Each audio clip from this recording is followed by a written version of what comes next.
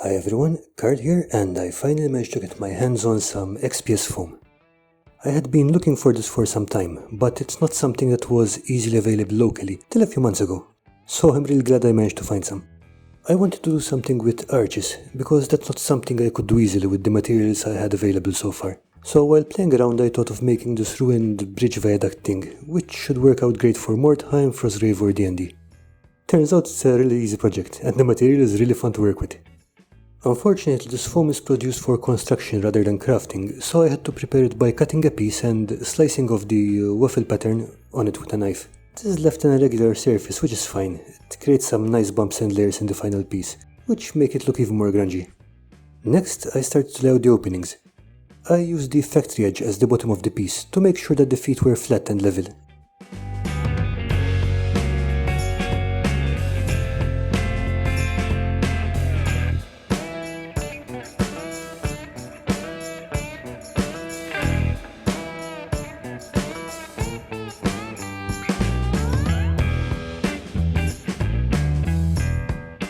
With the openings marked, I lightly drew the courses of the bricks with a pencil. I tried my best to keep them level, but the jagged foam made that a bit difficult. Again, that's fine, as long as the stonework is not too weird, a little irregularity is nice.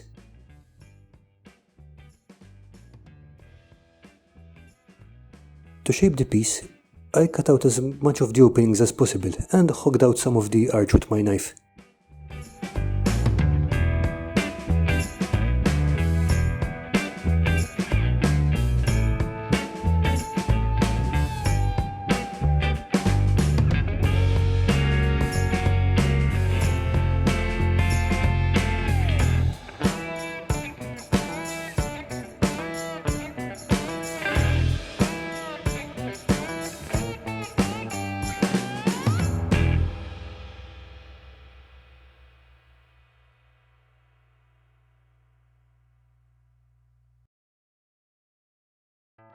Then sand it down with some 400 grit sandpaper, wrapped around a vitamin bottle.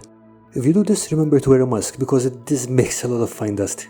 It probably helps if you have a longer thing to wrap the sandpaper around. If you have a hot wire cutter, of course, you can cut out the opening in one piece, but the sandpaper I have works a lot faster than the tools I don't have.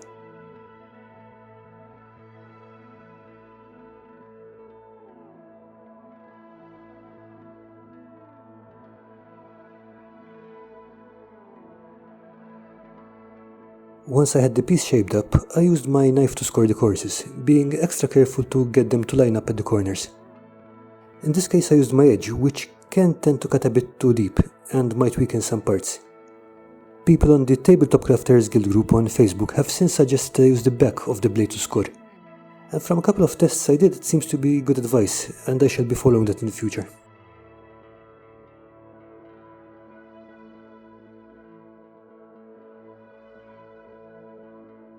With all the courses lined, I went back and started adding the vertical marks to distinguish the bricks. I used the tip of my blade here, nothing complicated, just keep a regular pattern.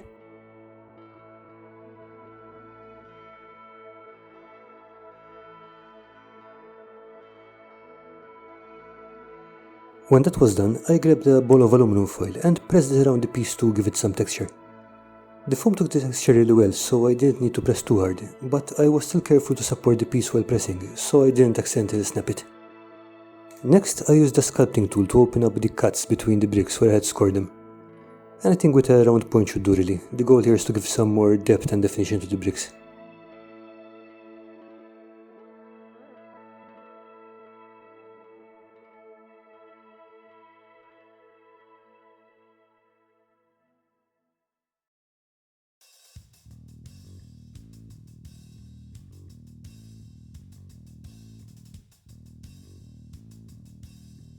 The last part of the modeling process was to pick out some of the bricks here and there to make the whole thing look more ragged.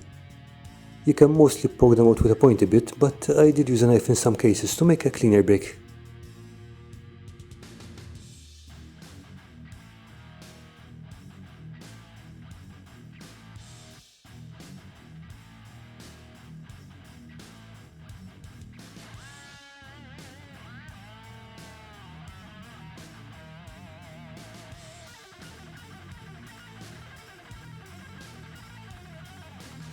And that was it, build done, and I was ready to move on to painting.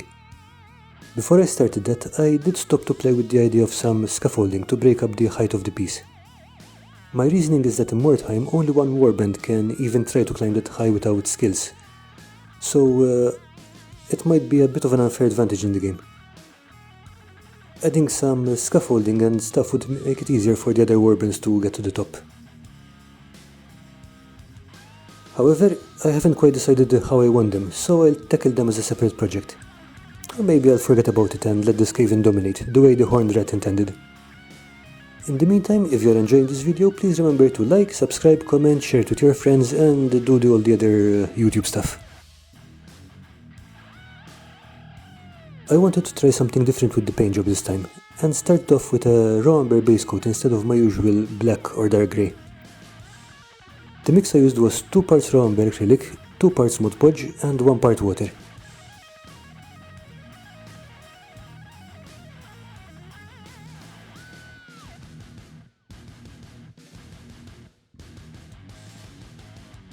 Next, I built up layers using a mix of 50% raw umber and 50% Payne's Grey, built up to pure Payne's Grey, and then up to 50% Payne's Grey and 50% Ivory.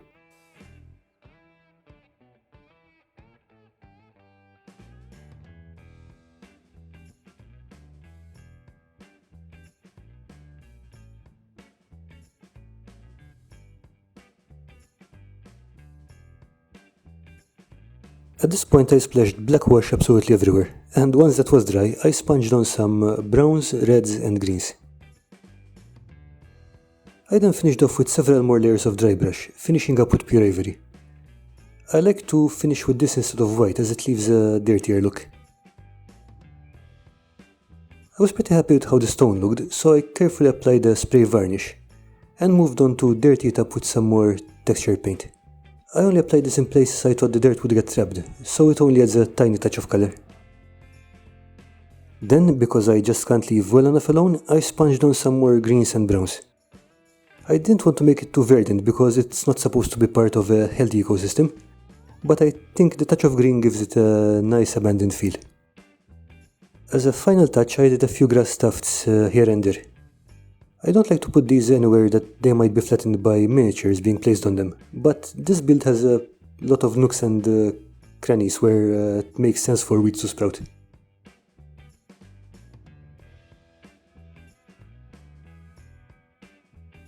And that was that. I'm really happy with how this turned out, seeing as it was my first project with XPS.